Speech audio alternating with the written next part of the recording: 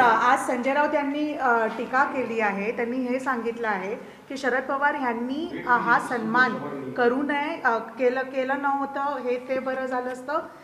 तुम्ही विधान त्यांनी असं ऐकलंय संजय म्हटलंय, राऊतांचं, तुम्ही त्यावर ऐकलंय आणि तुम्ही सरळ प्रतिक्रिया द्या आम्हाला. यामध्ये मला असं वाटतं की उलट आदरणीय शरदचंद्रजी पवार साहेबांनी स्टेट्समनशिपचं एक उत्तम उदाहरण हे महाराष्ट्रासमोर घालून दिलेलं आहे की 98 अखिल भारतीय मराठी साहित्य संमेलन दिल्लीत होतं आहे आणि या संमेलनाचे आदरणीय पवारसाहेब हे स्वागताध्यक्ष आहेत आणि या संमेलनांतर्गत जे कार्यक्रम होतात त्यामध्ये हा कार्यक्रम होता आणि त्यानुसार आदरणीय पवारसाहेबांनी स्वागताध्यक्ष या नात्यानं या कार्यक्रमाला उपस्थित राहणं गरजेचं होतं आणि पवारसाहेबांनी एक स्टेट्समनशिपचं उदाहरण घालून दिलेलं आहे.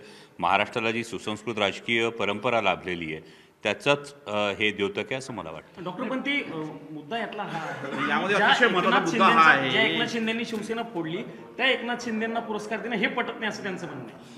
हा पुरस्कार अखिल भारतीय मराठी साहित्य संमेलनाच्या माध्यमातून त्या आयोजकांनी ही ठरवलेली गोष्ट आहे आणि त्यामुळे कुणाला पुरस्कार द्यायचा कुणाला द्यायचा नाही हे आयोजकांचं महत्त्वाची एक गोष्ट आहे. दुसरी बाब अशी होते की मी जसं म्हणालो स्वर्गीय यशवंतराव चव्हाण साहेबांनी ज्या सुसंस्कृत राजकारणाची परंपरा महाराष्ट्राला घालून दिली आहे म्हणजे निवडणुकीमध्ये आदरणीय पक्षप्रमुख उद्धवसाहेब ठाकरे आणि आत्ताचे माननीय मुख्यमंत्री देवेंद्रजी फडणवीस यांच्यामधला वाद हा आपण बघितला होता, परंतु त्यानंतर ते मुख्यमंत्री झाल्यानंतर माननीय पक्षप्रमुख उद्धवसाहेब ठाकरे हे त्यांचं अभिनंदन करण्यासाठी गेले ना. ही राजकीय संस्कृती आहे, ही राजकीय सुसंस्कृतता आहे आणि याच राजकीय सुसंस्कृततेनुसार मला वाटतं की कला, क्रीडा, साहित्य या गोष्टींमध्ये राजकारण आणू नये, त्याकडे राजकारणाच्या दृष्टीने बघण्याची आवश्यकता नाही, पण ज्या दलालांचं साहित्य संमेलन आहे असं पद्धतीने त्यांचं दिल्लीतलं हे साहित्य संमेलन जे आहे हे राजकीय दलालांचं केंद्र बनलेलं आहे. दलालांचा अड्डा बनला. अड्डा. मला वाटतं हा त्यांचं वैयक्तिक मत का बनलं याची मला कल्पना नाही, परंतु दुसरी महत्त्वाची गोष्ट आहे की मी त्यातला एक कार्यक्रम जेव्हा मी त्या कार्यक्रमाला उपस्थित होतो तेव्हा महाराष्ट्राच्या बाहेर राहणाऱ्या मराठी भाषिकांच्या वतीनं एक प्रतिक्रिया आली, ती फार बोलकी मला अशी वाटते की मराठी भाषेचे एका अर्थानं बाहेरच्या राज्यात राहणारे मराठी भाषिक हे एका अर्थानं ब्रँड ॲम्बॅसेडर आहेत. मला हे जास्त महत्त्वाचं वाटतं.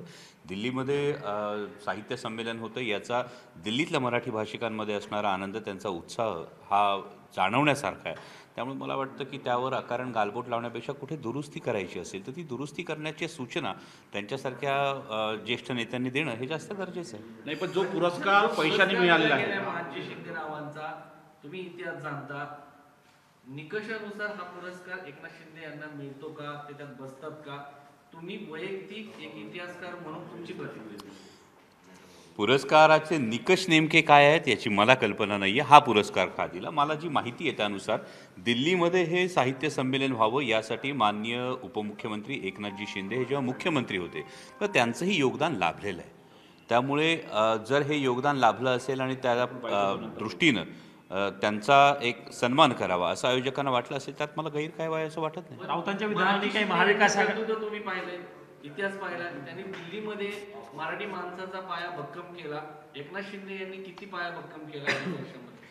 मग हे पुरस्काराचे निकष नेमके काय आहेत त्याची जर आपण मला माहिती दिलीत तर ते जास्त योग्य ठरेल. कारण कसं होतं की पुरस्कार नेमका का दिला जातोय, त्या प्रत्येक पुरस्काराचे काही निकष असतात. या पुरस्काराचे निकष काय आहेत याची मला कल्पना आहे. त्यामुळे या पुरस्काराच्या पात्र अपात्रतेबद्दल बोलणं उचित नाही असं मला वाटतं. नाही, ज्या पद्धतीनं संजय राऊतांनी म्हटलंय आर्थिक की देवाणघेवाणीसाठी केलेला आहे, दलाली सुरू आहे याच्यामध्ये, अक्षरशः अशा शब्दात त्यांनी म्हटलेलं आहे.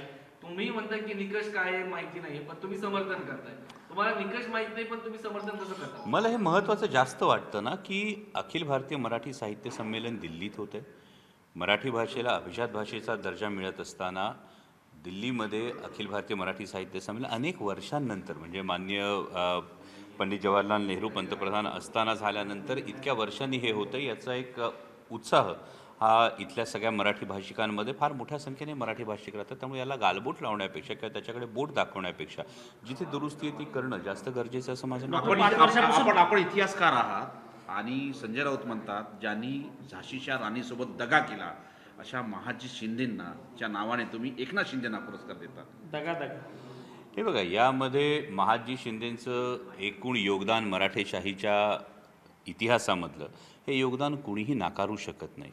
यामधल्या एखाद्या प्रसंगाकडे बघून जर त्या इतिहासाच्याच खोलात जायचं म्हटलं तर ते उचित नाही, कारण प्रत्येक व्यक्तीचं हे योगदान आहे. आणि मला वाटतं की त्यामुळे महादजी शिंदेंच्या योगदानाविषयी प्रश्न उपस्थित करणं उचित ठरत नाही. डॉक्टर, मागच्या 5 वर्षांपासून राज्यामध्ये महाविकास आघाडी आहे.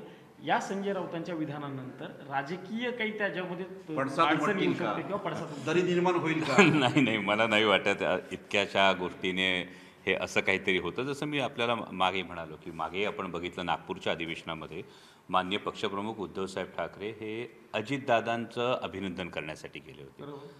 राष्ट्रवादी काँग्रेस शरदचंद्र पवार पक्षाच्या कुठल्याही नेत्यानं काही प्रेस घेतली का? राष्ट्रवादी काँग्रेस शरदचंद्र पवार पक्षाच्या कुठल्याही कार्यकर्त्यानं याविषयीची कुठलीही भावना जाहीरपणे अशी सांगितली का? नाही, मग आम्हालाही याचा त्रास होतो, हे नाही होत. मला असं वाटतं की राजकारणामध्ये ही सुसंस्कृतता जपणं हे महत्त्वाचं आहे आणि ती जपली पाहिजे, या मताचा मी. अनेकदा आपण अनेक साहित्य संमेलनामध्ये गेला आहे, अनेक साहित्य संमेलन बघितलेलं आहे आपण, पण हे साहित्य संमेलन संघाचा आणि भाजपचा उपद्व्याप आहे असंही राऊत म्हणतात. तुमचा काय अनुभव आहे? खरंच वाटतं का? कारण की ज्या पद्धतीने घडामोडी सुरू आहेत, तर यामध्ये नेमकं का त्यांनी असं म्हटलं ते जाणून घेणं जास्त गरजेचं आहे. थेट आरोप करणं ही एक बाब. मी पुन्हा साहित्य संमेलनाच्या विषयी आपल्याला हेच सांगू इच्छितो की याकडे राजकीय अभिनिवेशातून, राजकीय दृष्टिकोनातून आणि राजकीय आखाड्याच्या भावनेतून बघण्यापेक्षा एक चांगली गोष्ट घडते आणि ही चांगली गोष्ट घडण्यासाठी जो हातभार लावता येईल तो लावणं प्रत्येकानं गरजेचं आहे. हे मराठी साहित्य संमेलन आहे की राजकीय आखाडा आहे, असा प्रश्न संजय राऊतांनी उपस्थित केला. कारण मराठी साहित्यिकांना याच्यामध्ये कितपत योग्य योगदान आहे आणि एकनाथ शिंदे यांचं मराठी साहित्यामध्ये कितपत योगदान आहे. कारण पूर्वीचं जे झालं होतं साहित्य संमेलन पंडित नेहरू यांच्या काळात, पंडित नेहरू हे मोठे साहित्यिक होते, लेखककार होते, त्यांनी ग्रंथ गाडगी साहित्यिक होते. डिस्कवरी ऑफ इंडिया नावाचा त्यांचा ग्रंथ होता. याच्यामध्ये साहित्यामध्ये एकनाथ शिंदे यांचं योगदान आहे. मी आपल्याला पुन्हा सांगितलं की मी त्यातला जो एक कार्यक्रम अटेंड केला होता आणि त्यावेळी आयोजकांशी जी माझी चर्चा झाली होती, यामध्ये उल्लेखही झाला होता या कार्यक्रमामध्ये की एकनाथ शिंदे साहेब हे जेव्हा मुख्यमंत्री होते त्यावेळी हे साहित्य संमेलन दिल्लीत होण्यामध्ये त्यांचं योगदान होतं. जेव्हा एखादा कार्यक्रम आयोजित होण्यामध्ये जर त्यांनी काही योगदान दिलं असेल तर त्या पद्धतीनं आयोजकांनी त्या भावनेतून विचार करण्यात काही गैर असं मला वाटत नाही. नाही, पण ज्यांनी बाळासाहेब ठाकरे यांची सेना तोडली त्यांना आपण सन्मानित केलं याची वेदना आम्हाला आहे.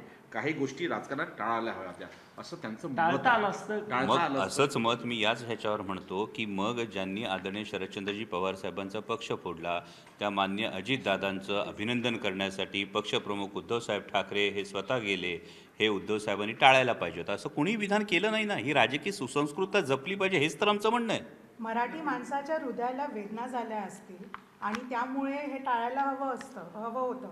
आम्हाला तुमचं दिल्लीतलं राजकारण माहीत नाही, पण आम्हालाही राजकारण कळतं. खास करून गुगलीवरून ज्या गोष्टी झाल्या शिंदे यांच्याकडून कालच्या प्रोग्राममध्ये, त्याला तुम्ही कसं? मला असं वाटतं की पहिली गोष्ट की मराठी माणसाला वेदना होतात तर केवळ संजय राऊत साहेब म्हणजे संपूर्ण महाराष्ट्रातला मराठी माणूस नाही, हे त्यांनाही ठाऊक आहे. आणि दुसरी महत्त्वाची गोष्ट की आदरणीय पवार साहेबांना जर कुणी सांगत असेल की राजकारण त्यांनाही कळतं, तर मला वाटतं की हे कोणत्याही जाणत्या माणसाला कळेल की आदरणीय पवार साहेबांचा राजकारणाचा वकूफ, त्यांचा असणारा व्यासंग, कला, क्रीडा, साहित्य या सगळ्या क्षेत्रांमध्ये असणारा वावर अगदी देशाच्या राजकारणात हाताच्या बोटावर मोजण्या इतकी माणसं आहेत की ज्यांचा हा एवढा व्यासंग आहे, ज्यांचा कला, क्रीडा, साहित्यामध्ये एक वकूफ आहे.